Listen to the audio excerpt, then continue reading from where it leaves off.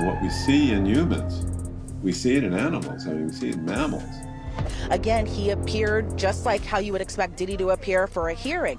After the psychologist felt that he was no longer a threat to himself. This man who literally built his entire world on glitz, glamour, and pure star power is now finding himself tangled up in the very system he used to brush off like lint from his designer suits. I mean, seriously, who would have thought? Sean Diddy Combs had a challenging Christmas this year, spending his first holiday season away from family. Sources indicate that the 55-year-old rapper experienced a meltdown while incarcerated at the Metropolitan Detention Center in Brooklyn, New York, where he was taken for observation due to mental instability. The music mogul, arrested in September on charges including racketeering, conspiracy, and trafficking, was reportedly hoping to secure bail by now.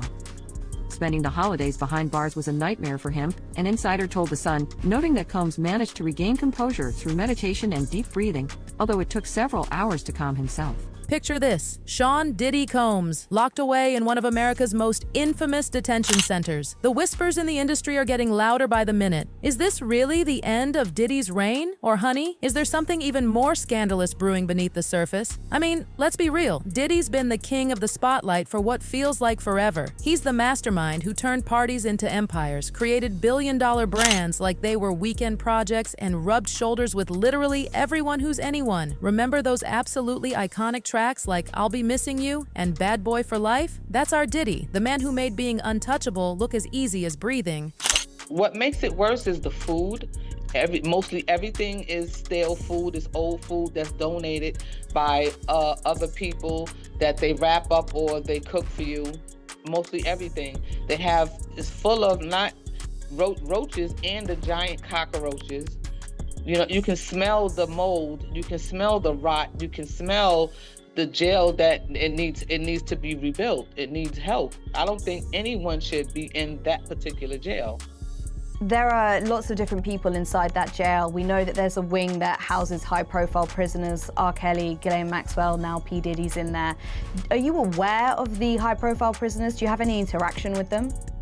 I don't have any, and we never had interaction with high-profile prisoners at all. And one of the main reasons that a lot of people know about the Metropolitan Detention Center was because it made headlines in 2019. And one of the issues they had was keeping their prison population warm. And it gets extremely cold in Brooklyn. Well, in 2019, something went wrong. They had a power outage. They didn't have any water. They didn't have any lights. They didn't have any heat. And the mayor tried to the city council tried to bring over blankets, and the warden wouldn't accept it. They were banging. My brother called me from a cell phone that was not supposed to be there. And he cried. He said, listen, I think I'm gonna die in here. So I panicked. I said, what the hell you mean? You having problems with a prisoner? Do I have to, call a lawyer or what can I do? He said, no, I'm gonna freeze to death. I said, freeze? He said, yeah, we don't have no water. So I called the news station and made a whole big show. And I went down there and I, had to do something about it, not just for my brother, but for anybody. He was telling me that he thought his roommate was gonna die because his feet was turning purple. They didn't give my brother his medication. No gas, no lights, no water, no heat. But darling, let me tell you something that'll make your jaw drop. For someone like Diddy, who's used to nothing but the absolute finest things in life, adjusting to life in MDC is like throwing a Kardashian into a budget motel. It's absolutely shocking. Conditions inside of the Metropolitan Detention Center in Brooklyn during a 7-day power outage that caused protest and outrage by elected officials because of the cold temperatures and lack of heat were much worse than initially reported, according to new reporting by the New York Times. The accounts, according to the Times, are based on inmates, their defense lawyers, jail staff, union officials, and lawmakers. The report indicates inmates complained of cold, brackish water that ran from the taps. A client known to swallow razor blades said he had not gotten his psychiatric pills. In another cell, a man lay on bloody sheets.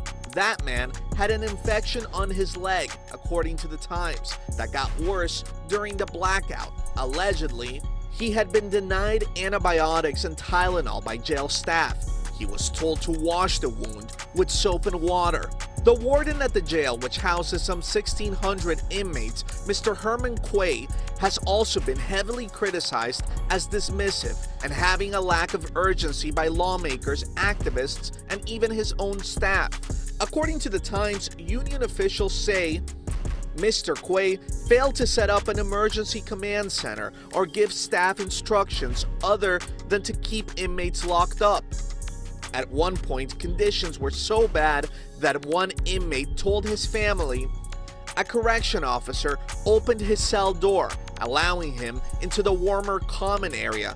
"I don't know what's going on here," the guard told him, "but this is inhumane." Now you're probably dying to know what Diddy's fabulous life has turned into behind those cold gray walls. Well, honey, grab your seats because this tea is piping hot. Maybe food items that would be brought to him. And then obviously he'd be under 24-hour supervision, observation, so to speak. He'll would have had several visits from a psychologist or a clinician coming to check on him at least once every several hours, and those, having those conversations with him to see how he's feeling, what kind of mood he's in, and then he would have been taken off suicide watch after the psychologist felt that he was no longer a threat to himself. For self-harm, rather. I can't even deal with this. Former inmates are spilling all the details about the food, and trust me, it's not pretty. They're calling it inmate slop. Can you imagine? Our Diddy, who used to dine at the world's finest restaurants and sip wines that cost more than our cars, is now facing the reality of prison food. Even getting your hands on some basic snacks from commissary is like trying to score front row tickets to a sold-out show. And this is a man going from private chefs and food from across the world to a set menu just like any other detainee or inmate. What can you tell us about the food and the commissary in a place like the Federal Detention Center in Brooklyn? It's a difference. That much I can tell you.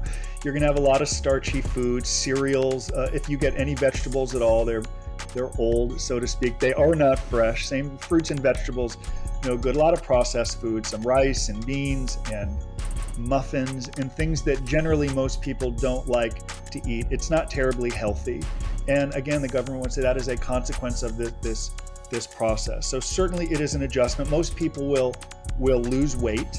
And it's hard because he can't even really exercise in this environment. There's no outdoor, like I've said before, it's not one of these camps where you can walk around a track. Even in a high security penitentiary like Atlanta, there's gonna be a track and outdoors. When you're in a detention center, locked down 23 hours a day, not eating healthy foods or getting your medications, it could test even the strongest person. And again, that's what I would say to him. Your family is watching. There are people, so many are critical of him, I understand, but there are also those that love and support him who are watching. So as crazy as it sounds to some, and I've been called crazy, it's an opportunity to demonstrate leadership, to express to his family. Others have gone through misery and struggle. They have emerged strong, with dignity, with a plan. And as I said earlier, once he embraces a better message, that it's not about him and how miserable his living situation is, but rather people he might have hurt, that's when he can get on the right side and get towards eventually getting out of there, and also a shorter sentence with better messaging. But wait, it gets even juicier. Diddy isn't mixing with the general population. Oh, no. He's been placed in what they call the special housing unit. Now, before you think that sounds fancy, let me spill the real tea. It's where they put the high-profile inmates, the ones who need extra protection, or those considered a security risk. Can you believe it? When you talk about what we normally call special housing unit, so there's two types of detention in terms of being in special housing. One is administrative detention, and I'll go back to that point here in a second, and then disciplinary segregation. Disciplinary segregation is for individuals who have been went through a disciplinary process for an infraction of the rules and regulations of the institution, whether it be in a fight or any other acts that go against the policies of the institution, the orderly and safe running of the institution, and that is for a specific period of time. What Mr. Combs may be in as far as administrative detention is when someone is under investigation for a possible infraction against the rules of the institution, or they could be in protective custody because they may fear of their life, which is a question probably would have been asked of him once he was in his intake process. Additionally, we're talking about someone who is high profile, who was just arrested here less than 3 weeks ago. My heart literally breaks thinking about this. Imagine going from being surrounded by an endless parade of adoring fans and your closest circle to complete silence. The only conversations he gets now are these super brief, monitored phone calls and the occasional chat with guards. And here's the most shocking part. Every single time he wants to step out for some fresh air, he has to go through a full body strip search. I mean, talk about humiliating. For someone who used to control every aspect of his image, this must be absolutely devastating. And what do we mean by a lockdown? These lockdowns are akin to solitary confinement. People are relegated to their cells for 23, 24 hours a day for an interminable period of time. They're denied access to showers. They're denied access to hot food. They're denied access to the telephone to speak with their loved ones. It's much more difficult for them to meet with their attorneys in any sort of expeditious fashion. It puts a tremendous amount of strain on people, and that's just notwithstanding the sort of psychological impact of being confined to a very tiny cell with another person for days at a time. In addition to the psychological impact of being locked in on a regular basis, our clients routinely complain about inadequate amounts of food that oftentimes is inedible. People routinely complain of inadequate access to recreation. So I've have clients there who throughout their entire time at MDC Brooklyn never saw the sun. Never were allowed to go outside and be able to just breathe fresh air. There's also the issue of safety. So when there's a dispute or when there's a problem between, detainees, and you can obviously imagine how being locked up for interminable periods of time only enhances the stress level and enhances the tension. The tea gets even darker, dolls. Former inmates and prison consultants are comparing the SHU experience to actual psychological torture. Can you imagine Diddy, the ultimate mogul, reduced to just another number in the system? It's giving me chills. Diddy has been in the spotlight for decades. He's obviously got a pretty big bank account, living in mansions in multiple cities, and that's what he's used to. And all of a sudden, he's in a prison that's being described as deplorable. I mean, just that unto itself, is that a major change? Of course, the bigger they come, the harder they fall, and I sort of think that's what the prurient interest of the public is.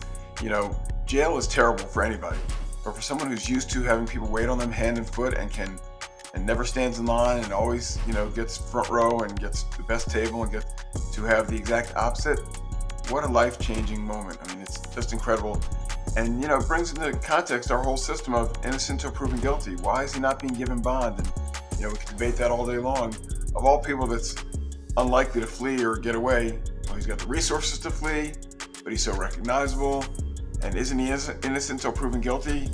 Well, yeah, but, we have to recognize there are degrees of innocent until proven guilty. When you have this much evidence. Now, you might be thinking, but surely his wealth can make things easier? Well, honey, let me burst that bubble real quick. According to former inmate Timothy Smith, and trust me, he knows what he's talking about. The federal system doesn't play that game. All that money, all that influence, it means absolutely nothing inside those walls. Even getting basic hygiene products feels like trying to score backstage passes at the Met Gala. So, it's hard for me to speak to each individual's experience. I'm confident that no matter who you are or where you're being held in MDC Brooklyn, it is an extremely challenging place. And again, what makes it so challenging is that it's like essentially like a black hole. So if you have an emergency medical issue, if your blood sugar is too high and you're a diabetic or you have some sort of a heart attack or a medical emergency, there's absolutely no guarantees that you're going to be receiving medical care. I've heard horror stories from clients where one of their cellmates has collapsed and they're banging on their cell door during a lockdown, begging for a correctional officer to come and intervene, and nobody comes for minutes. And again, I'm not saying that's because people in the MDC Brooklyn don't care. I'm just saying there's not enough of them there. And it shouldn't be the case that while you're awaiting trial on serious federal charges, that you also have to be worried, am I going to make it out of here alive? Or am I going to make it out of here without being, stabbed or beaten? Dealing with a federal criminal case is stressful enough. and having to sort of deal with all the other atmospherics at MDC Brooklyn makes it truly unbearable. This next part is truly disturbing, loves. Psychologists have been studying what isolation does to people, and let me tell you, it's not pretty. We're talking depression, paranoia, and, brace yourselves, even hallucinations. The human mind just isn't built for that kind of isolation. Solitary confinement is toxic to mental function. There's a particular illness that results from being in solitary confinement. It's a delirium. It's a neuropsychiatric, almost a medical, a neurologic disease.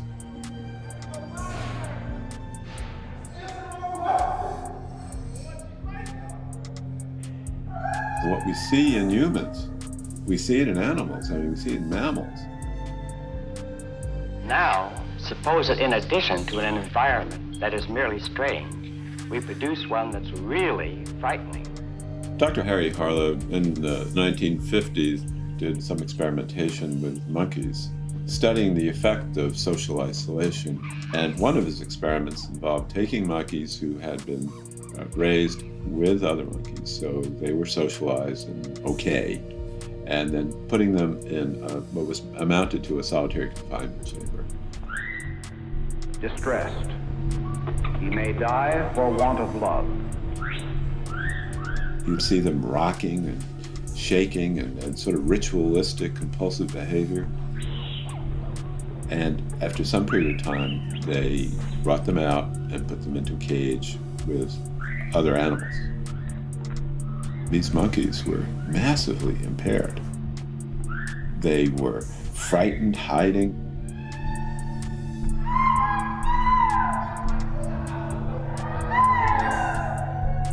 And then they would have sudden aggression, attacking each other.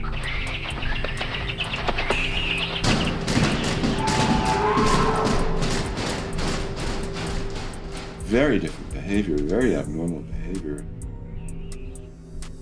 There was no recovery. These animals didn't recover from this. And if you thought that was dramatic, wait until you hear this bombshell. Federal cases have this absolutely terrifying conviction rate of over 90%. The odds are stacked against our boy Diddy like a game of Jenga gone wrong. His legal team is fighting tooth and nail, but let's be real, the stakes couldn't be higher. A guilty verdict? We're talking about the possibility of Diddy spending the rest of his life behind bars. I literally can't even. Yeah, he does. It could be a long time, and it's all going to depend on how this trial turns out. So for the racketeering conspiracy charge, the maximum penalty is life in prison. But in 2022, people convicted of RICO crimes served an average of around 10 years in jail, so it's going to depend on that. For the sex trafficking charge, the Department of Justice says the average sentence ranges from 15 to 30 years, but there's a mandatory 15-year minimum sentence that's set by federal law for victims who are 14 and under. So it could be a lot more based on the number of victims. We're just going to have to wait and see. And then for the transportation for prostitution charge, sentences do range from 5 to 10 years, but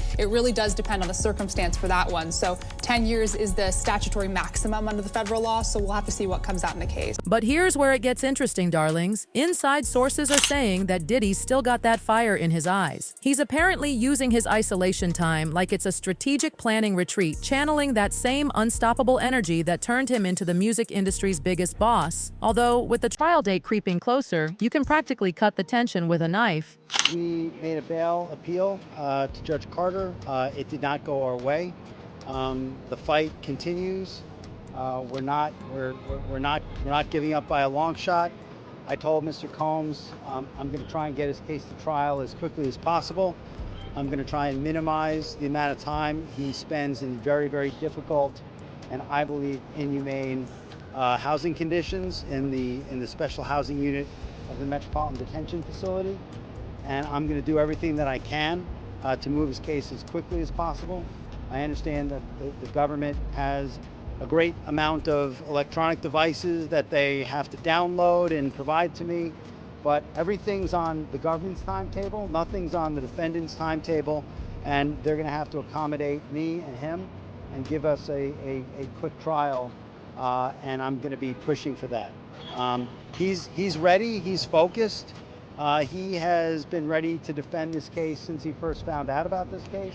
Nothing has changed from his perspective. Just let this sink in for a moment. The man who used to hop between continents like we change outfits is now counting steps in a tiny cell. If that's not a plot twist worthy of a Hollywood drama, I don't know what is. Diddy came inside, you know, it was still that standard issued MDC jumpsuit. He's wearing khaki. You know, from that video of, I think that was obtained by Daily Mail back in September, of Diddy playing hacky sack in Central Park, to now he appeared just astonishingly thinner, which you can expect to be inside a federal detention center for a couple months now. A lot different from the luxury lifestyle that he was living before, but he appeared very noticeably thinner, and maybe being locked up in detention is starting to wear on him. He appeared grayer a little bit as well too, but again, he appeared just like how you would expect Diddy to appear for a hearing. He, when he came inside the courtroom, you know, he hugged his attorneys. He especially hugged Anthony Rico. Then he had hugged Alexandra Shapiro as well too. But then he kept kind of looking at the gallery. Now again, this was at a point where